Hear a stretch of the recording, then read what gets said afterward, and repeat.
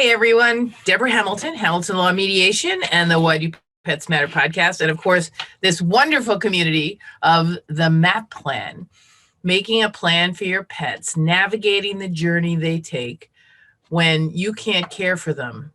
And this is becoming more and more important in my practice because most of the conflicts that arise come from the fact that people don't make a plan for their pets in the event of what? The 7Ds. Yes, the 7Ds that really creep up on you and you really don't have the ability to decide what it is that will work for you and for your pet. So I'm going to talk a little bit about a few of the cases that I'm having. But before I do that, let me check in with my wonderful community members. Sally, how are you doing? How's Athena? I saw it was snowing by you yesterday. We did not get snow here in Pleasantville.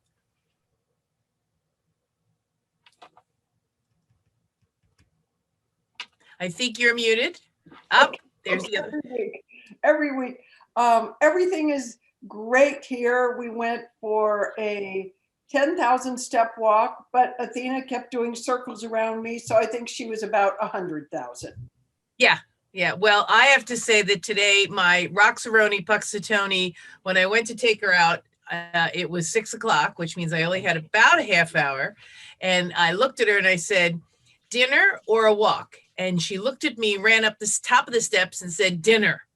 Skip that walk. So I was like, yes, thank you, Roxy. She let me off the hook, right, Rox? She let me off the hook. And so I'm here on time as opposed to out of breath running, wondering what I'm doing, because today was quite the day. And I was so looking forward to coming here and speaking with all of you guys because so much rides on the plans you make for your pets. And everyone in my office, the reason they're there is because they, the 7Ds, the 7 deadly sins that people don't do for their pets. And believe me, pay me now, pay me later. Really, it makes a difference. So I'm checking in with everybody. So Sally, you and Athena are good? Great. Couldn't be better. Awesome. Susan, how are you? And Maggie, right? She's still connecting, it looks like. Oh, okay. She's still connecting. Oh, Connie, happy St. Patrick's Day to everyone with my green. Absolutely, with my Wheaton sweatshirt. Awesome. Yep. So Susan, we're gonna wait for you to connect. That's fabulous.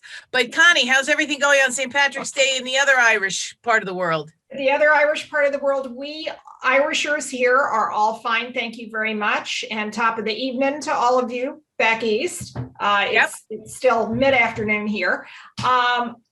We are doing great. I have both my Fauci ouchies in my left arm as of last Thursday. Minor symptoms, all over them by Monday. And today was a red letter day because on St. Patty's Day at noon Pacific Daylight Time, I entered my 2-year-old boy, who's behind me, going to be 2-year-old on Saturday, in his very first dog show weekend since Beverly Hills, when I saw you last in the flesh, Deborah, which was the very end of February, beginning of March last year, right before we all shut down. So at that time, he was showing in the 9 to 12 puppy class. And now, of course, he's in bred by. Yep. But I am so excited. I can't stand it. I know we just got the list of shows for Thelma and Louise, who, of course, had no puppyhood. They didn't go to any classes, 6 to 9, 9 to 12. They'll be in the 12 to 15-month-old class because they'll turn, no, they turned a year old March 12th. So they're already there. They're already a year old. They're there. Yeah, they're there. So we'll have fun and games at the National this year, which thankfully Maryland is opening up. So much misinformation being handed out that we're like holy Toledo, but we're hoping for the best. And hopefully this show will go off with social distancing, with masks. We're actually putting masks in the welcome bags. So that's going to be fun. And, we're going to make the best of it. We have to call it a sporting event because there are less restrictions on a sporting event than a conference or a whatever it's called. So, whatever it's called. It's a conference or it's something that people go to. So we're really glad we're going to do that. So Susan, how's everything with you? I did not hear from your attorney, but I presume he's too busy or ran with his hair on fire. You know, he did respond back to me, and I kept saying to him, "Did you contact Deborah?" And he, you know, I don't know what's going on with him. He's retired. He's basically retired. He's in his 70s. So I'm not really sure why he didn't contact you. I'm really No disappointed. worry. He will at the absolute right time. Yeah, because he probably doesn't know anything about this. He thinks it's just something that goes in the will.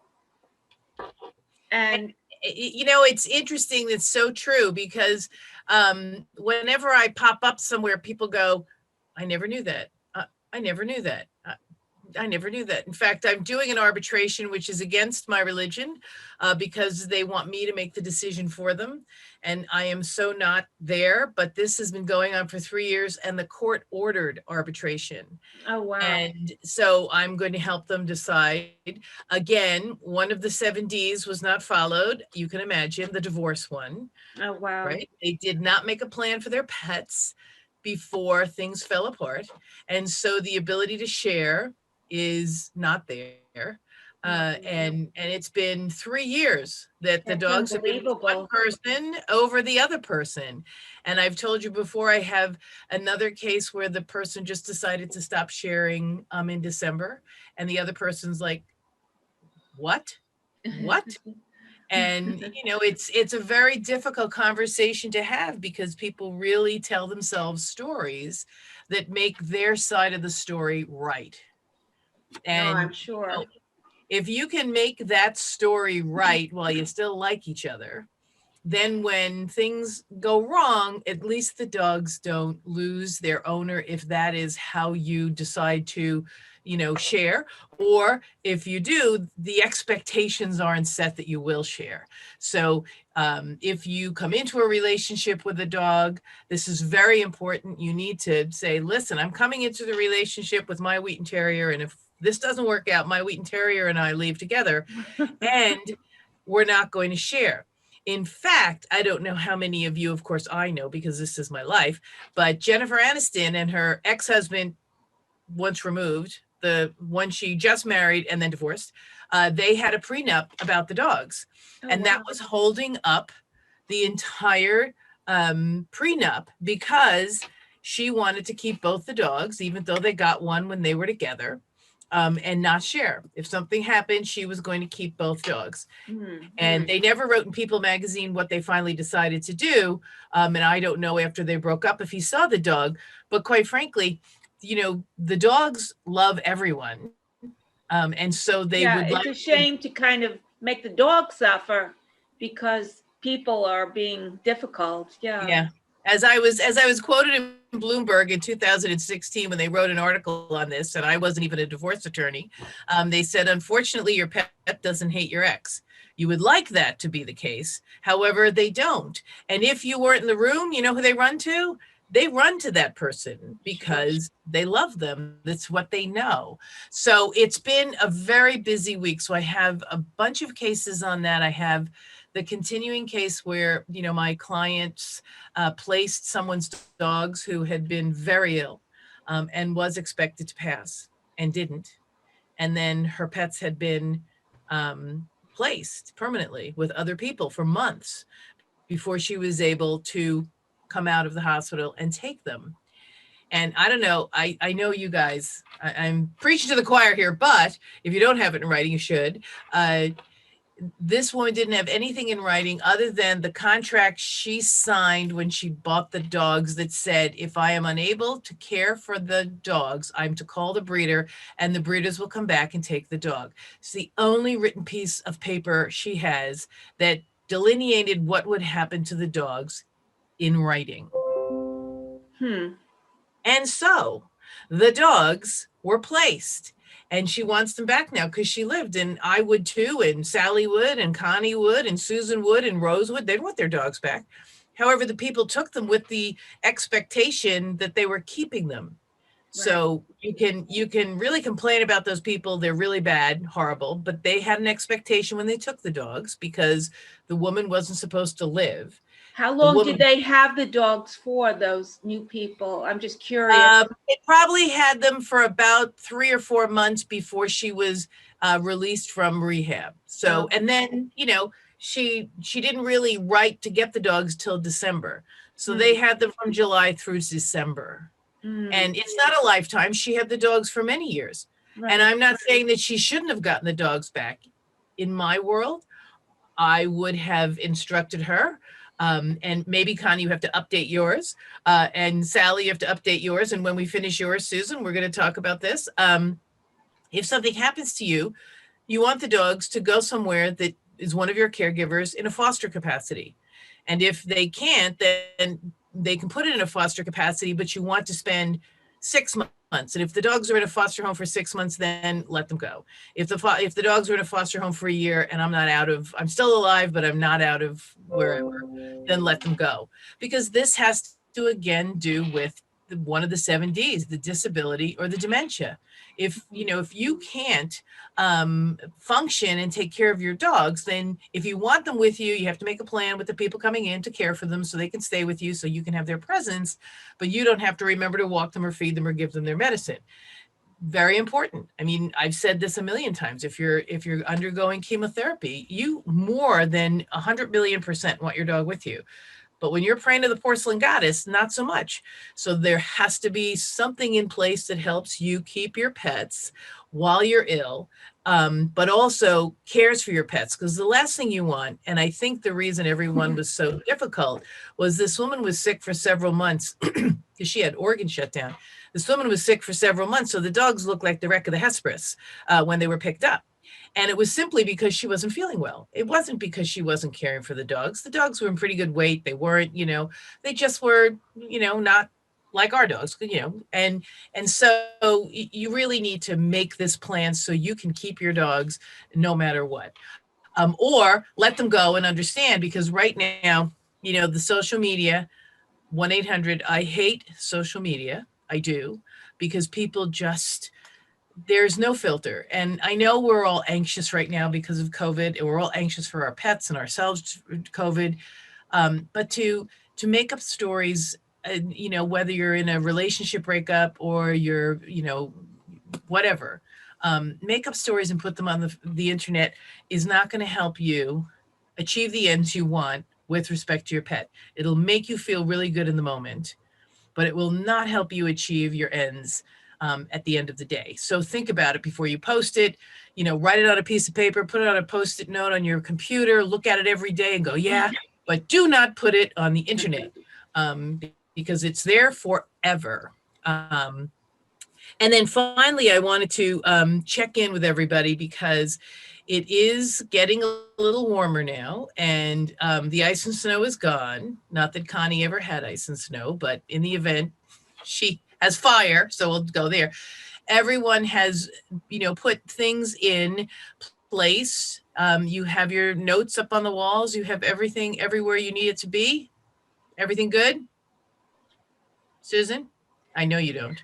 Still working on it. Actually, I don't even go in my car hardly at all anymore. I don't use my car, but I do need to put it in my car for sure. Yeah.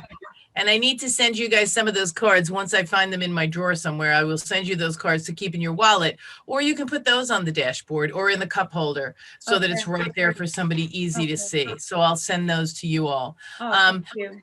Connie, any other news that you can share with us? Yes, in fact, it has to do with one of the 7 Ds, and that is death. Nobody close to me, but in our national club with whom you're working, of course.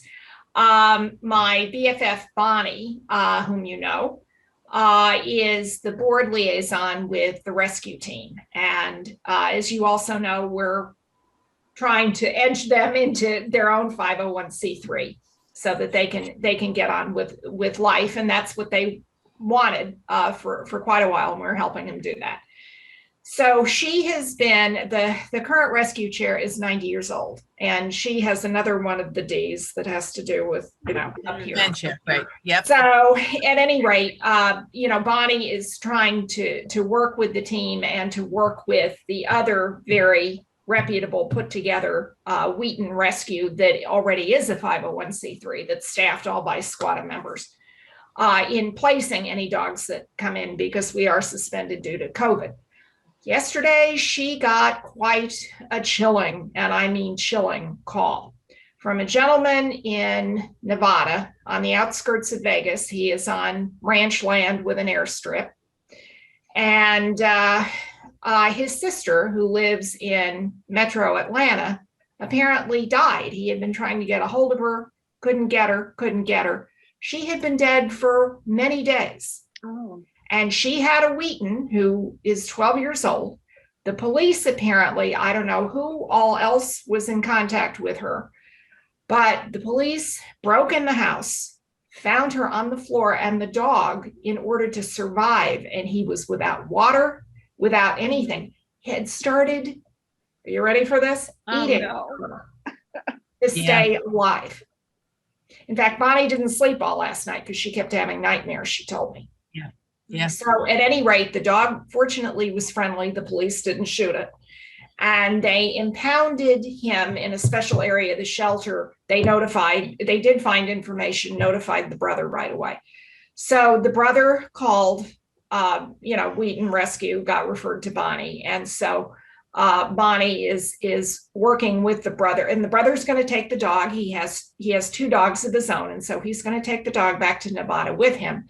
And he's on the way to Georgia. But, and this dog was from one of 2 breeders, reputable squatta members who lived in the Atlanta area at that time. And Emily Holden, our president, did. And she thinks it might be either one of hers, or there was another member of our club who lived in Atlanta at about the time, this dog was a puppy. So, the dog comes from reputable breeders, know any kind of a plan in case something happened to this woman. And unfortunately it did. And the dog could have starved to death along with her. Yeah. So that's a really macabre story, but boy, does it speak volumes. It is such a common story. And sometimes when I speak at national clubs, they think that I'm trying to get them to pay me money to help them because they have 17 dogs. Well, they really should have a plan if they have 17 dogs, but I digress. But you sell some of your dogs to people like Susan and Sally and me and Connie, and they don't have the backup we have. Like this woman who laid there for however many days with her dog. So there's nobody checking in on you maybe. And that's part of what I'm trying to have clubs do. It's a circuitous way of bringing the MAAP plan in, but to have clubs really work on mentorship, because as we all know, we all have purebred dogs here, but even if you have a rescue who's listening here, you really need to keep people in your grouping that have dogs that you go to the park with, that maybe you adopted them together from the rescue. Maybe, the rescue has reunions. It is key to make sure that you mentor and you are in touch with. And I'm writing an article right now because it's a delicate balance. And I know that Connie, you've probably found this. I know, Sally, that you've been subjected to this by me. But how much do you really want your breeder in your business, right? How much do you want them in your business? Well, we really need, as breeders, to be a little in the business so that they call us when they're not feeling well. The case with the woman who got sick, the breeders were called, took the dogs, but had no idea what her intentions were or what her plans were, or that the neighbor next door was the person who was supposed to take the dog. Knew nothing because they hadn't communicated with this person.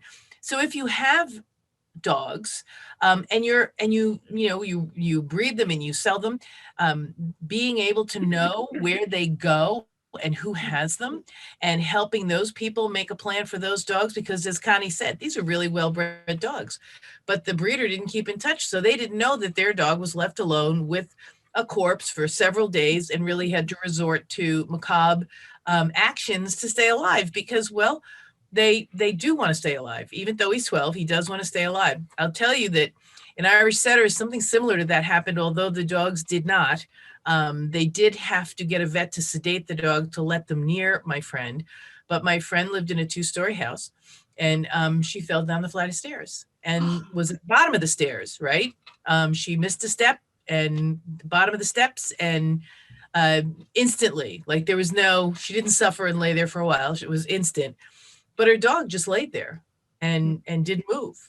And she was there for 3 or 4 days before people were calling her and didn't get her, and then called her brother, who went up and got her, and blah. So this is not uncommon. And if you think it is, this part of the D's, the death thing, we all know we're going to plan it, and we're going to be without dogs, and we're all going to be happily, go to sleep one night and not wake up the next morning, because that's what's going to happen.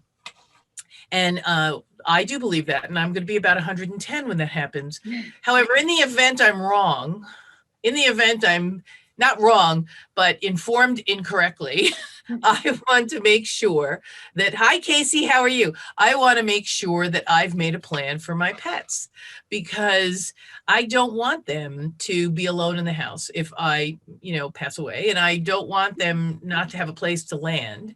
And I really want them to be able to live the life that I'm hopeful for them. And so that's why we all come here on Wednesdays. That's why we do the MAAP Blueprint workshop, which we just finished one in March. We're picking up another one in April, late April.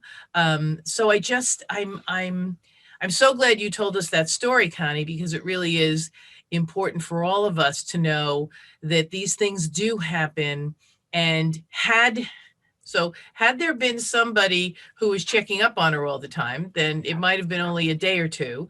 And it just is very important, especially now during COVID.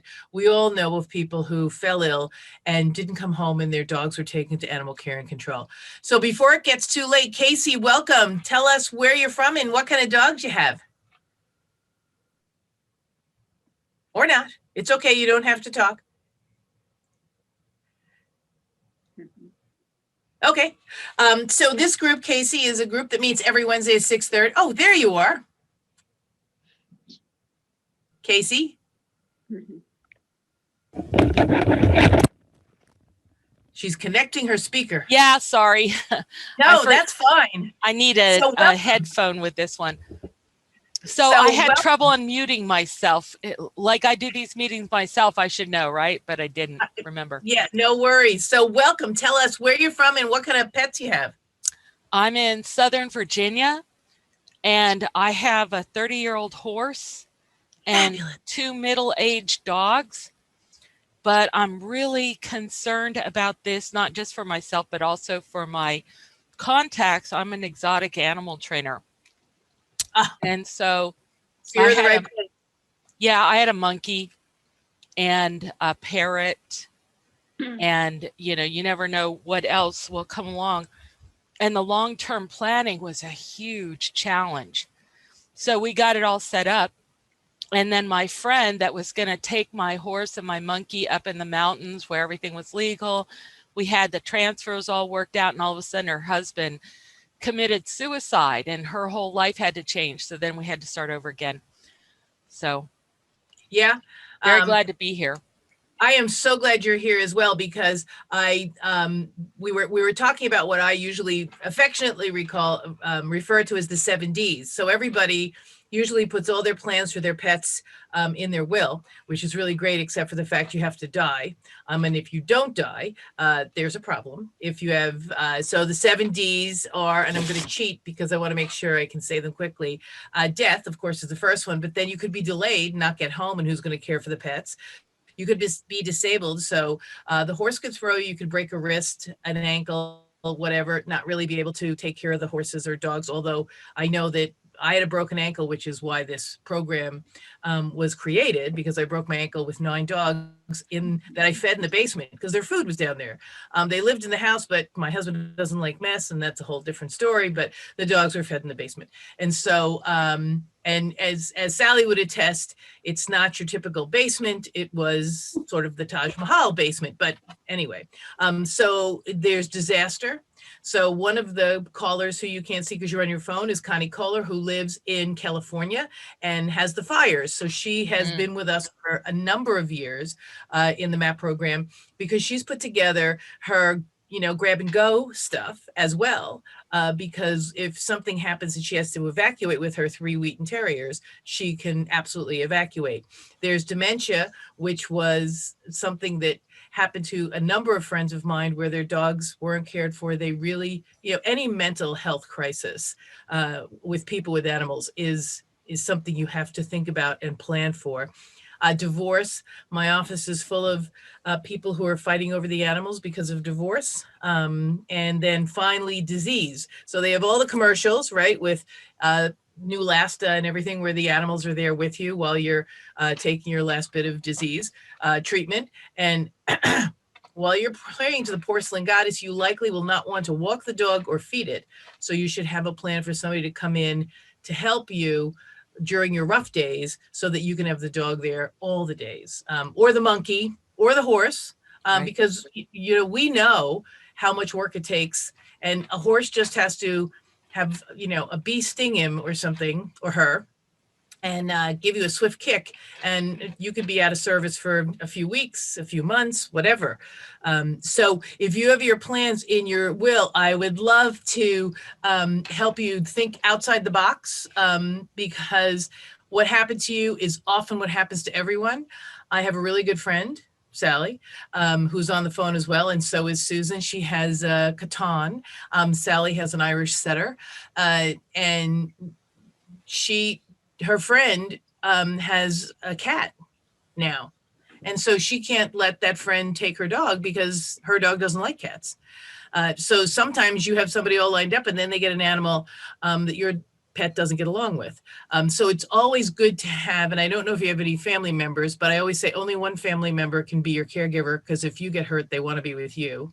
They want to take care of you, and at least 2. So you always have an heir and a spare for, I always say 3 too, but you always have an heir and a spare for caregivers, because I would be a caregiver, Connie would be a caregiver, and if I couldn't make it, I knew about Connie, so I could get in touch with Connie in the event that somebody called me. And now during COVID, Casey, it really is key to make a living and a not living plan, because the horses and the exotics definitely need to be in a place that either stays put and somebody comes in, or goes a place where they're going to be safe. And we all know that horses and monkeys and parrots, I work with a lot of people who have parrots. I don't know if you have your parrot anymore, but they never think about the fact the parrot's going to outlive them. 9 times out of 10. 9 times out of 10, they're going to outlive you. So you really need to make a plan for those. So I'm so glad you're here. We meet every Wednesday night and we talk about one piece of it. Today we talked about making a plan in relationship situations before you get divorced. If you're going into a relationship with an animal, and when I was telling them about Jennifer Aniston, who almost didn't get married to the guy that she's already divorced, because the prenup plan was her taking both dogs, even though they had acquired one of the dogs together. And he said, wait a minute, I understand the first one, but why the second one? I'd like to have the second one. So you really need to make that transparent up front, because you definitely get less altruistic if your relationship is breaking up, to having and the dogs don't understand. The horses don't understand. They've been well cared for by everyone, so they don't understand why they don't see the other person again. So Casey, do you have anything you want to ask? Because I want to make sure that if you have some questions, I'm here and you can always email me. Rose will put it in the chat, but you're on your phone, so that won't matter. But you can always find me at hamiltonlawandmediation.com. Yeah, thank you. No, I'm looking to get oriented and educated to take it to a higher level. And I'm like I said, here as much for my associates as I am for myself. I think I have things pretty well worked out, but I'll find the holes. Like I'm not planning to have dementia. And so Nobody is. Right. I probably, my sons would tell you that I already have it, but Right. I don't know that they're physicians, so I'm not sure I can believe them. But we don't plan for anything. I never planned to break my ankle with 9 dogs. Right. Right. And I've actually been through a lot of those things. I was a zookeeper also. So like I've had to evacuate my horse for hurricanes. Yep. And things like that. So I really identify with Connie. Yep. You have to not just have the stuff, but really you need to rehearse it. For example, go ahead. Go ahead. No, go ahead. I went to evacuate my horse, and by the time the trailer could get there and everything, it was 2:00 in the middle of the night. And she was like, well, I prefer not to. And of course, we hadn't really practiced that particular scenario. So this is a really great horse and very cooperative and collaborative. But I had to stop everything and get her into the trailer, and all of those things take plans. Yep. Like in this case, we had to back up to the round pen and run her around and around until she went in, where normally she'd just walk in. So you hadn't really ever loaded her at 2 a.m. in the morning. So she's like, you've lost your mind and I'm not going with you. You're going down the rabbit hole and I'm not going with you. I'm smarter than you are. And one of my colleagues was telling us that she lived in a high rise in New York City. So she had an emergency evacuation plan, and they did drills. Yep. The same reason I would do drills with my animals at the National Zoo, and we'd take them out of their exhibit areas and into the public areas and walk them, so that if we ever had to do that, we weren't going to stress them to death right on the spot. And it wouldn't be with all that adrenaline running through the leash. Exactly. Well, that too.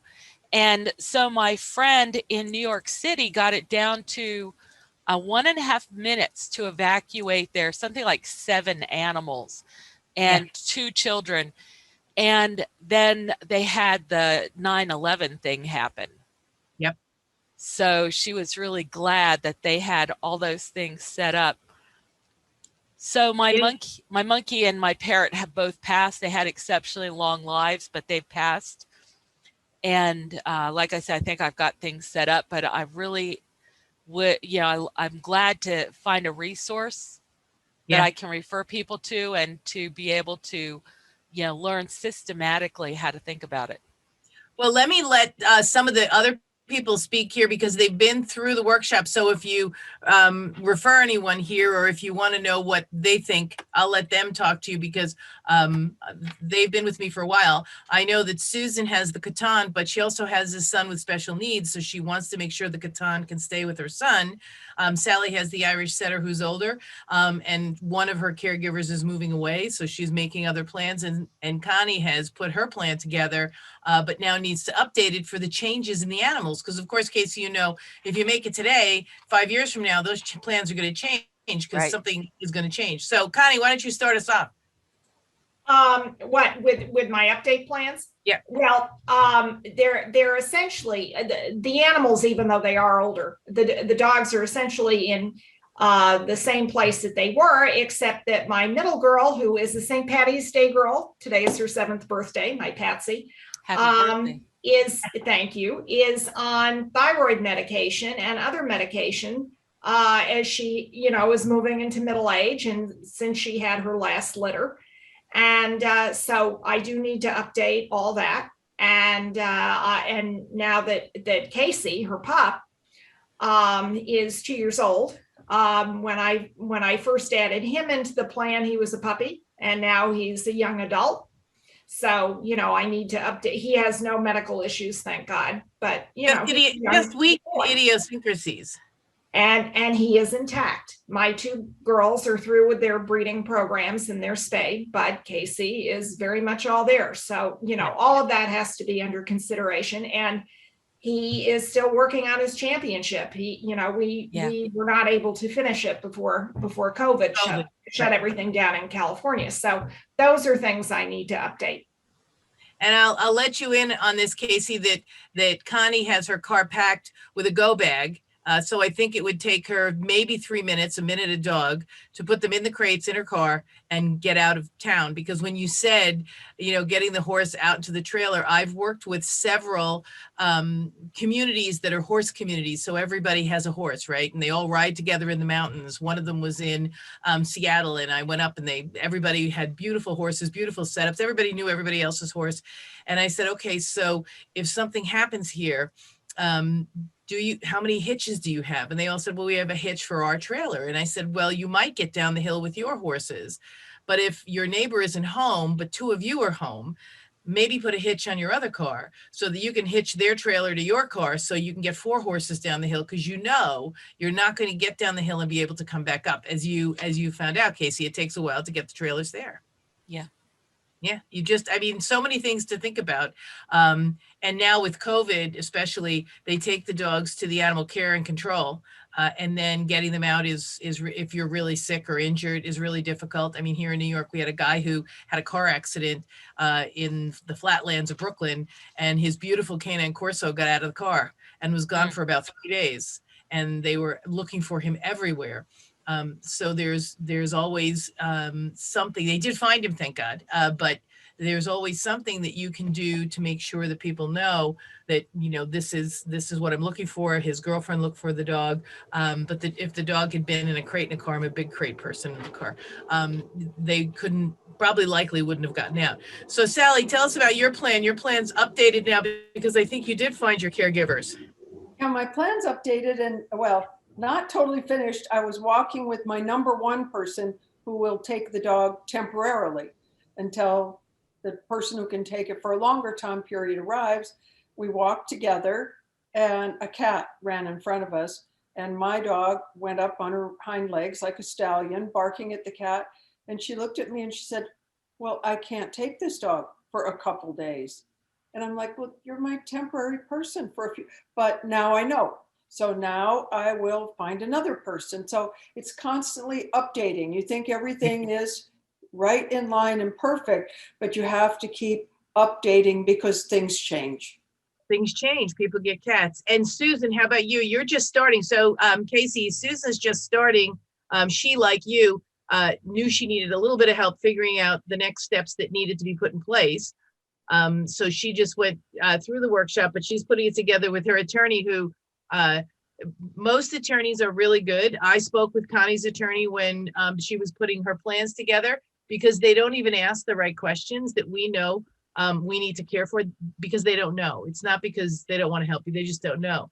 So Susan, how far are you? You're getting there, right? Well, I'm still working on filling out the documents, and it's really nice to have that nice and organized, and I really appreciate that. And still working on it though. And I'm trying to associate with someone who lives close by, who can maybe even help me with some training for the dog, and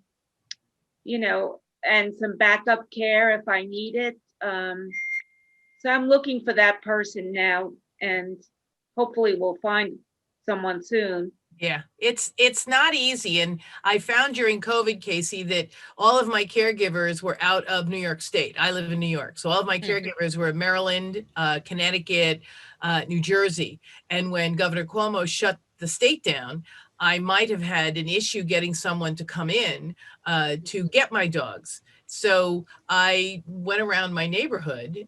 You can do this if you have horses in your neighborhood too. I went around my neighborhood and just put a note in the mailbox saying, in the event you have an emergency, I'm happy to take care of your dog if something happens to you. And I think I dropped off 15 because I walk about a half a mile to a mile around this area. So I know where all the dogs live. And I put them in the mailboxes with the people with dogs.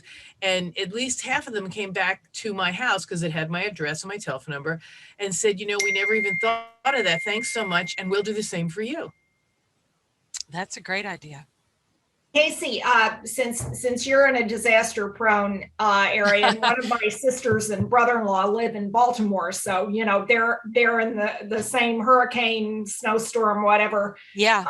environment that you're in. But one thing that I have found, at least with the fire situation here, and I live in Metro LA, is I have two caregivers who are both friends of mine from my obedience club who are in my immediate neighborhood. They're 5-10 minutes away. In case anything happens to me, you know, for instance, from a disease standpoint or an accident like a broken limb or whatever, they're right here.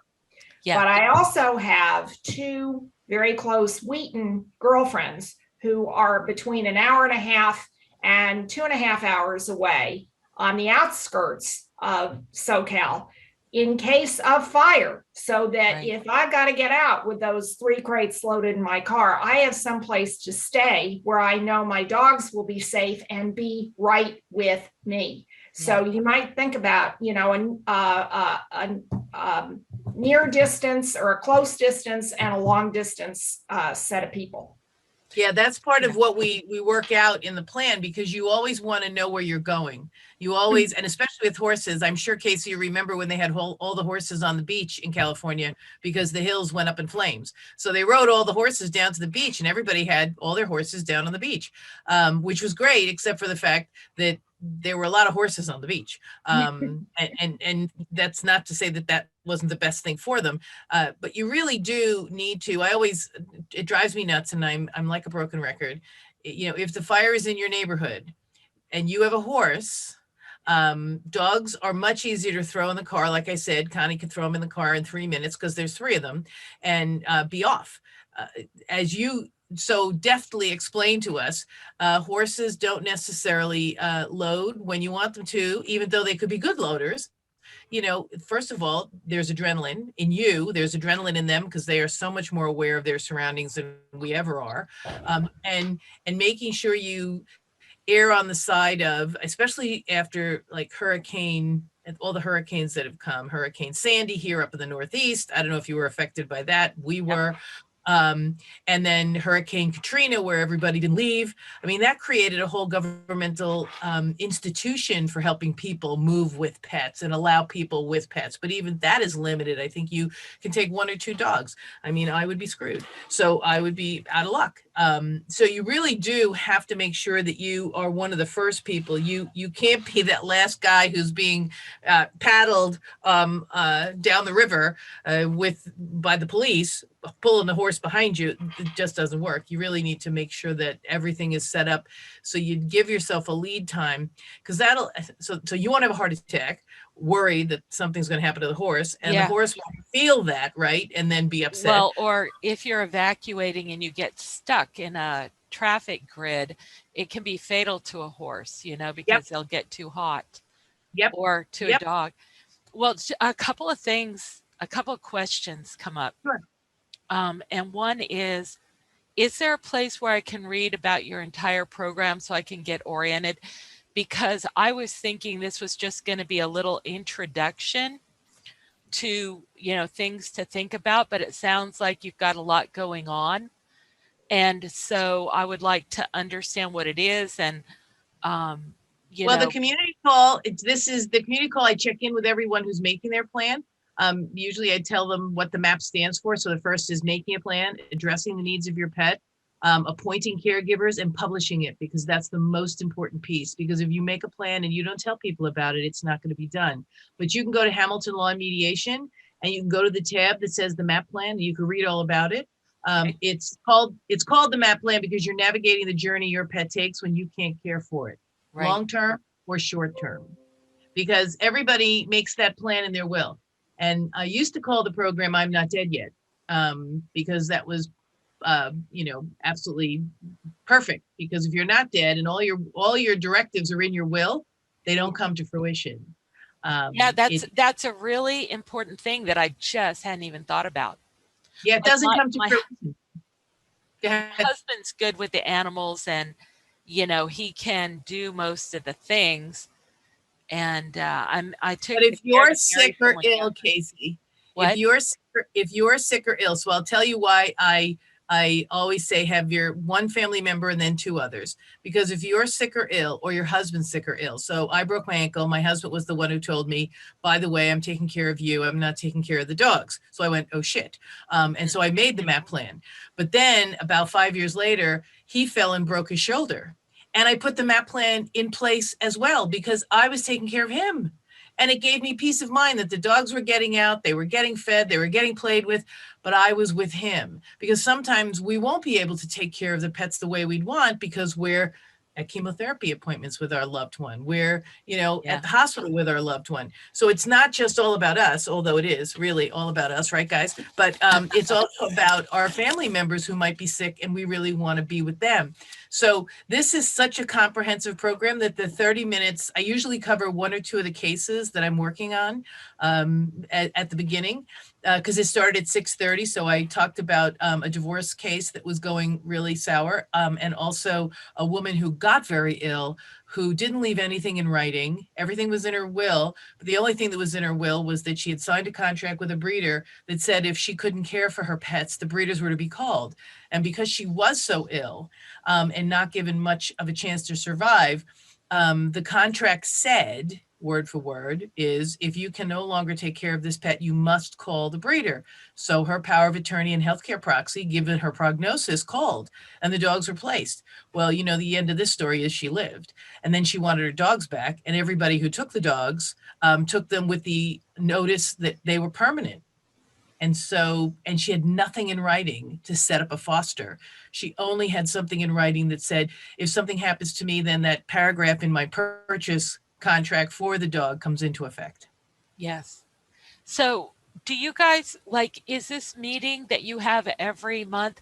Is this every week? Are you kidding me? We've been doing this. I'm sorry. No, it's okay. We've been doing this since COVID started. So you guys just get together and work on this, whether you've done the other programs or not, or is this for people after they've done the program with you? Most of the people who come here have not done the program. They want to learn more, like you. They want to learn what this crazy woman's all about. And then they realize, oh my God, I didn't know that. Just like you said, or, oh my God, I didn't even think of that. Oh my God, I didn't even know that. And then what happens is we either enable you so you know what make a plan is, and we talk about that, and we talk about addressing the needs of the pets so you know that they're good in thunderstorms or not, they're good at loading or not, that kind of thing. And I come up with so many ideas that everybody says, wow, I never even thought of that. Addressing the needs of the pet, appointing caregivers, and then of course publishing, because it's not about just writing the plan and putting it in a drawer.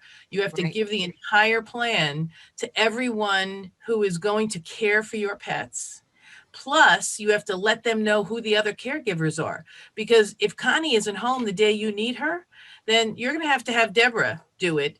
And you might call Connie, leave her a message, and Connie goes, oh shit, I'm not home. I'm away on vacation or wherever I am. Let me call Deborah because she's the backup. Or let me call Sally. She's the backup. Because everybody knows everybody. So that there is never a moment, I mean, especially now during COVID, when they're carrying people out or when people are going to the hospital, it really is imperative that there is somebody close by who will not allow someone to remove your animal from your property. I mean, that's my mission in life. I don't want anybody's animal to be removed from their property unless they know where they're going. Yeah, really, because they may not ever. It's horrible. Yeah, the animal rights extremists.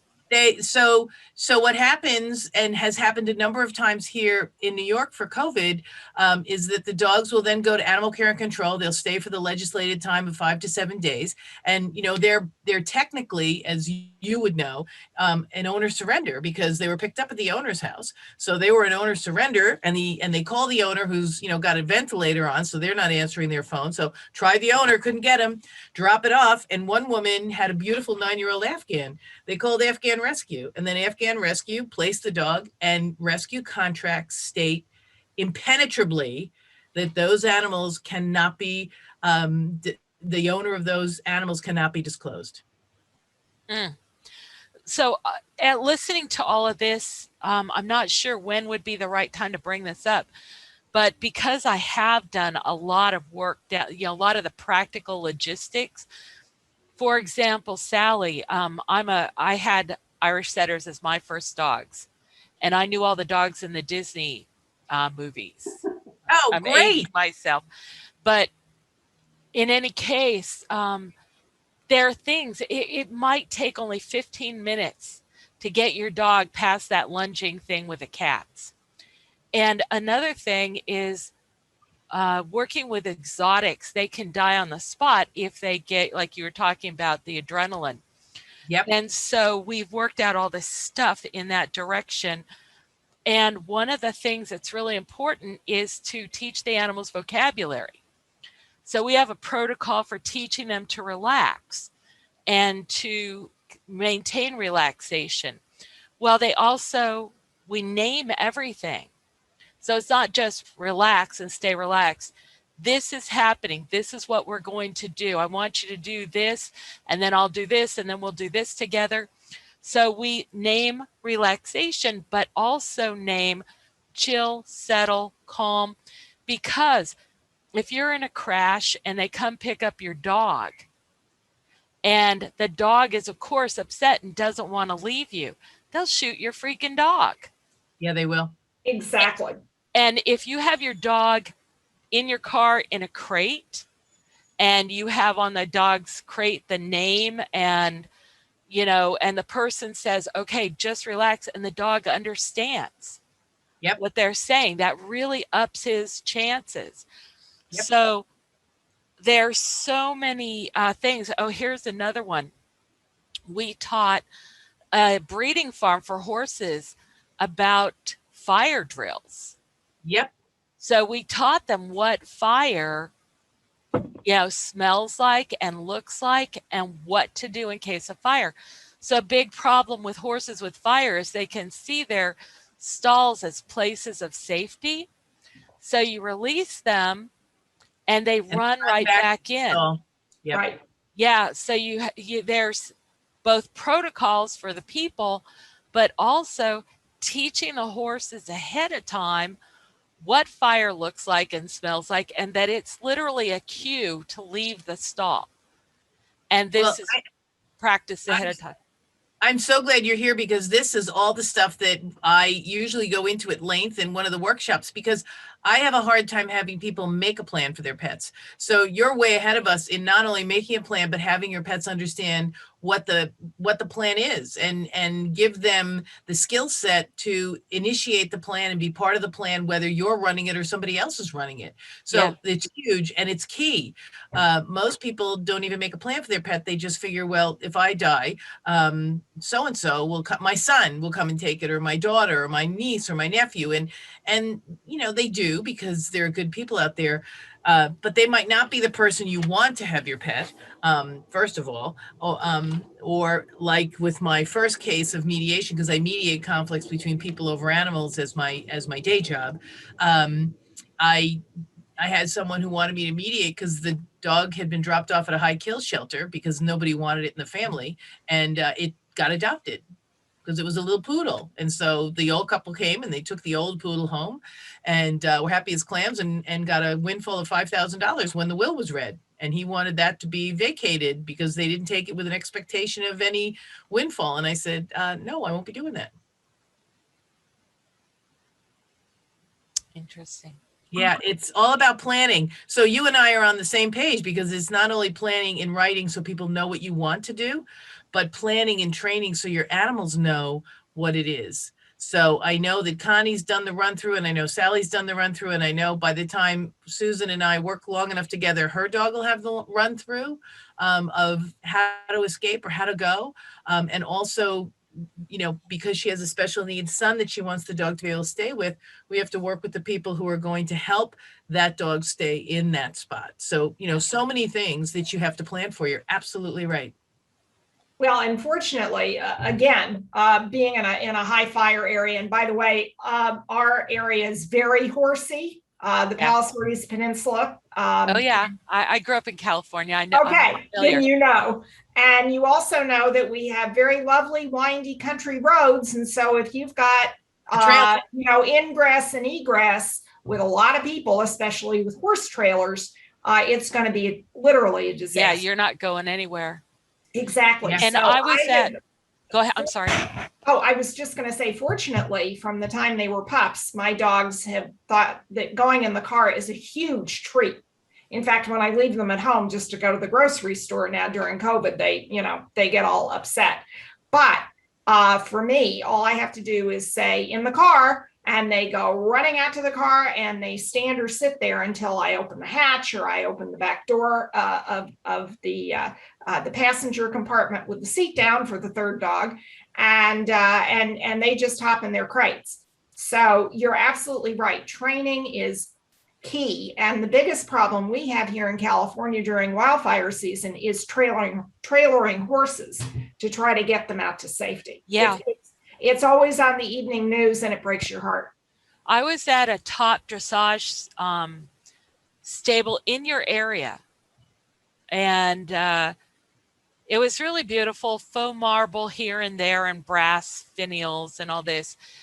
A single road that was so steep that it was made out of grooved concrete so that the horses could walk up and down. To get out of that place, there was a single road to exit.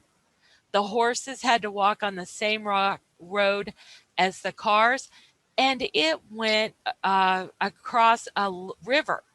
Mm-hmm. So it was like it could easily be flooded out, whether you were worried about fire and getting out of there, or flooding and could you get food or vets in or out. People have to think, before the emergencies. They do.